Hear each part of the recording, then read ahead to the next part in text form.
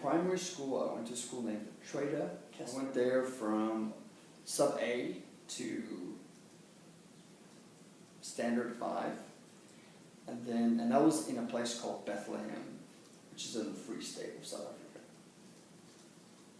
And it doesn't mean it's a free state, that's just what they call it.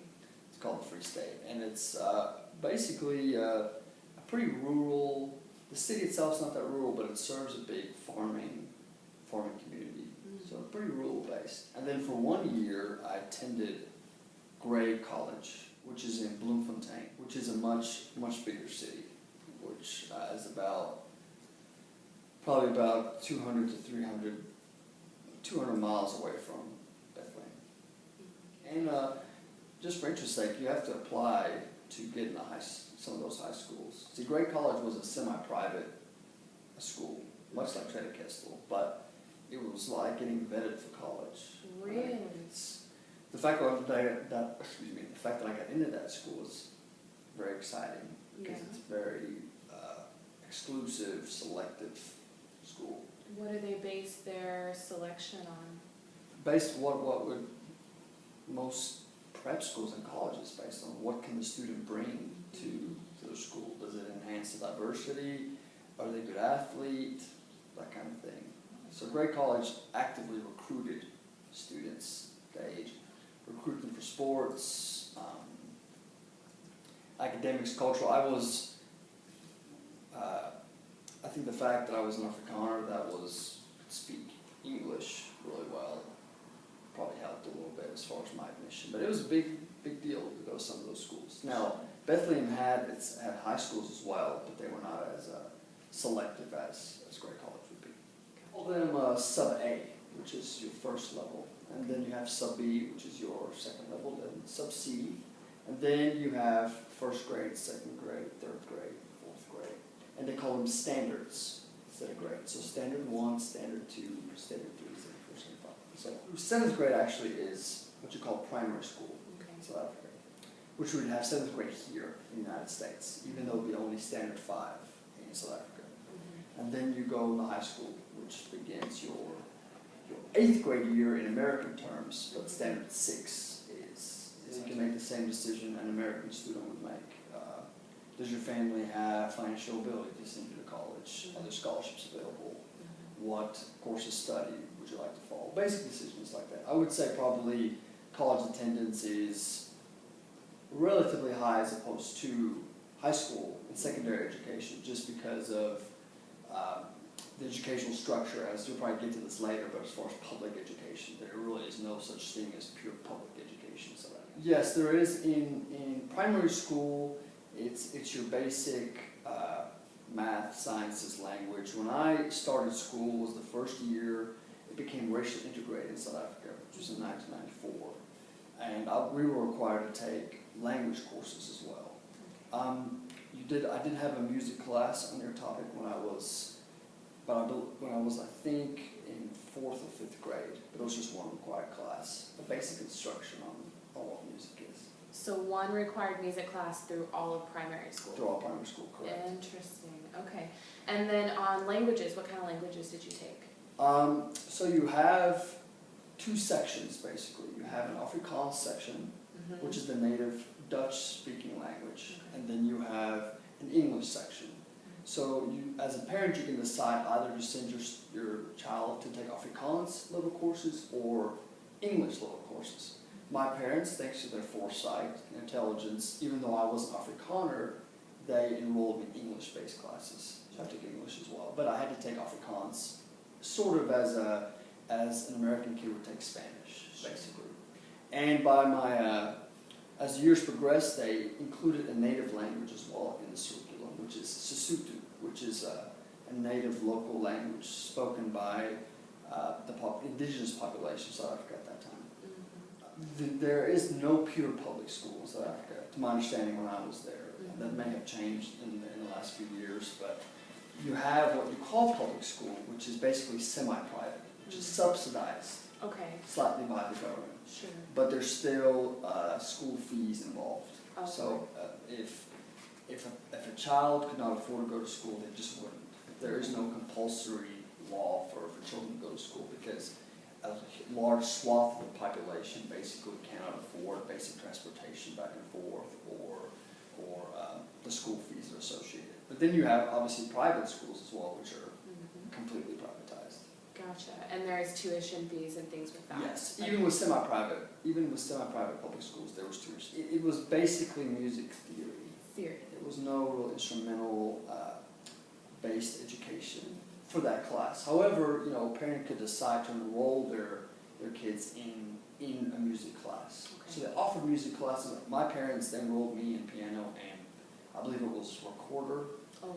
But I wasn't studious enough, so I wanted to play outside instead. So my parents stopped with that. But so yeah, there are a few music teachers there that you probably have to schedule them after school hours or so. But so many of the students that go to those schools live in boarding homes, so it'd be easier to go to those classes there. And private lessons and things. And there was also choir.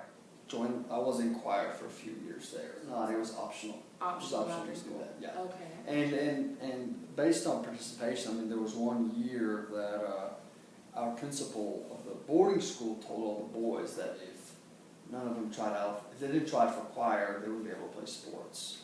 Oh. So everybody tried out for choir, and some of us made it. It was mostly westernized if you look at it from a classical sense. Beethoven, Tchaikovsky, those basic composers. Sure. I can imagine that in the more recent years there'd probably be a little more indigenous African musical influence, as there should be. It's reflective of the culture. But when I was there, it was mostly Western based, and I think they're trying to give students a foundation in music, and that's sort of the go-to option. Choir was mostly westernized. If you wanted to be a music major, theater major, you would just take if you go to a high school in South Africa, the structure is much like a college, where you have the College of Business or the College of Science. And if you decide to go in the music field, you'd hang out in the same building quite a bit with your fellow students, even in high school. So yes, you'd start early. My friends who entered the legal field in South Africa took law classes as early as their sophomore year in high school. Wow. There is, based on the fact that the schools are semi-privatized, the government does not influence as much of the curriculum as they probably would like. I mean, there is some influence there as far as changes, because those schools are still considered public schools, but you still have a group of people that are independent from the government that make the final decision on things. But in the last few years, since '94, there has been some change in education as far as involving more diverse. For example, I mentioned the native language that we had to take. Those kind of things definitely came in. But you have to look at those schools, like prep schools in the United States, where boarding schools on the Northeast or in Dallas or a place like that. I'm fairly certain there's something like that now. There is a standardized test when you graduate high school, which is a test that everybody has to take in order to graduate or move on to college. Okay, so you do have to take that even if you don't want to go to college? Yes, okay, you have so to in order take that to leave... graduate, so yes, it is a standardized test. I think there has to be some government involvement in a nationwide standard. And all of the schools take the same test? That's my understanding. I'm not. So it's basically the same. The only difference really is by the time you're a sophomore or junior in high school in South Africa, you're already taking classes that would point you toward your degree. So for example, if I want to be an accountant, you basically have to decide that's what you want to do your sophomore or junior year, and you start taking intensive accounting classes. So your curriculum would change significantly at that point.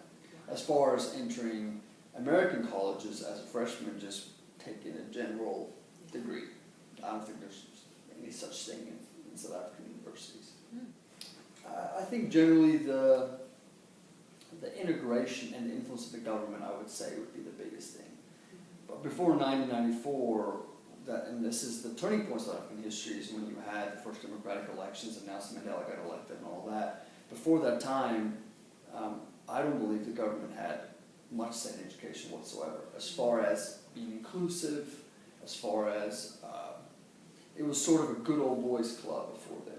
So in '94, the law had changed where schools can no longer be segregated, which I can't even imagine how it must have been in bigger cities or places like that. But those changes, I think, were the most significant. And being in the English section, I was part of the first class in South African history to have white and black in the same class. So that was probably, for me a challenge because I grew up that way, but as far as a political challenge and educational challenge, massive. And you also have to think about the fact that you had students, black students, entering class who their parents didn't have education because the government didn't allow it. So you have millions and millions of first generation people who went to school for the first time ever. And that's a significant challenge for school to overcome. But, as far as I know, the fact that it was semi-privatized, those parents, those students really had to work hard to get their students to get into school. So they work really hard and they're studious. So I think so. But as far as a student, it was the English educational system, which is a bit stricter, and uniforms and corporal punishment and all that stuff. But that's all fun and